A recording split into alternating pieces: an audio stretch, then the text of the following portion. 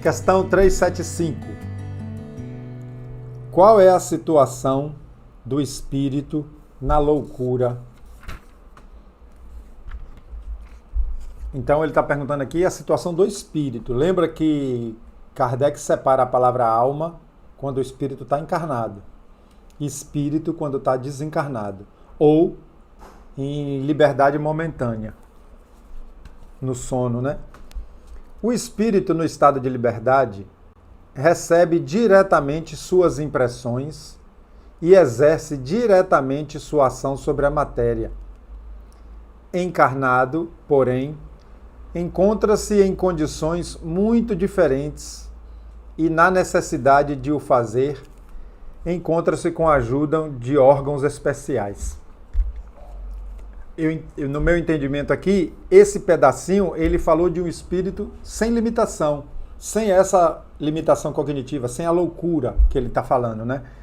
Então ele está dizendo isso, que no estado normal o espírito exerce suas faculdades e age sobre a matéria. Ele, como espírito, ele pode estar agindo na matéria terrena, mais densa, que a gente sabe que age, ou na matéria lá da dimensão espiritual onde ele se encontra, né? Da condição do fluido universal que ele está lá, que também é matéria. A gente bota o nome de semimatéria, de matéria rarefeita, de matéria quintessenciada, mas é também classificado como matéria. E ele fala aqui que esse espírito, quando reencarna, essa atuação sobre a matéria agora vai depender de órgãos. Não é tão livre como ele estava. Vai depender de órgãos. Então vamos continuar. Que uma parte ou conjunto desses órgãos seja alterada, sua ação ou suas impressões naquilo que concerne a esses órgãos serão interrompidas. Se perde os olhos, torna-se cego. Se for o ouvido, torna-se surdo, e etc. Imagine agora que o órgão que preside os efeitos da inteligência e da vontade seja parcial ou inteiramente atacado ou modificado. E te será fácil compreender que o espírito, não tendo mais a seu serviço senão órgãos incompletos ou desnaturados, deve lhe resultar uma perturbação da qual, por si mesmo e no seu foro íntimo, tem perfeita consciência, mas não é senhor de deter o curso.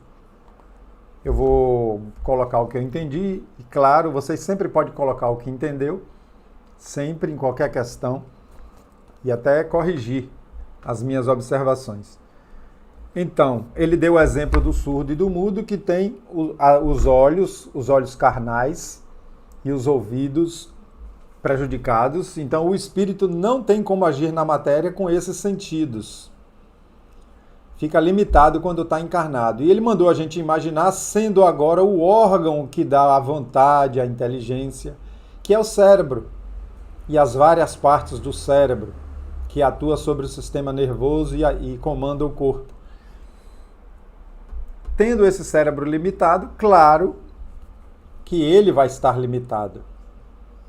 E na condição de espírito, seja dormindo, seja naquela condição em que o espírito pode se deslocar, né? Dormindo, em estado de coma, em anestesia geral e etc., que o espírito se desloca momentaneamente do corpo carnal. Ele está dizendo aqui que ele percebe essa situação, mas não pode fazer nada. Percebe essa situação, mas sabe que está encarnado e que vai voltar para essa condição. Então, a pergunta original é: qual é a situação do espírito na loucura? É essa, tem total percepção, sabe que não vai agir. Isso para o deslocamento parcial, né? Para o deslocamento enquanto está encarnado, ele vai perceber e não vai poder fazer nada. Tá bom? Preparem aí uns comentários para o nosso debate.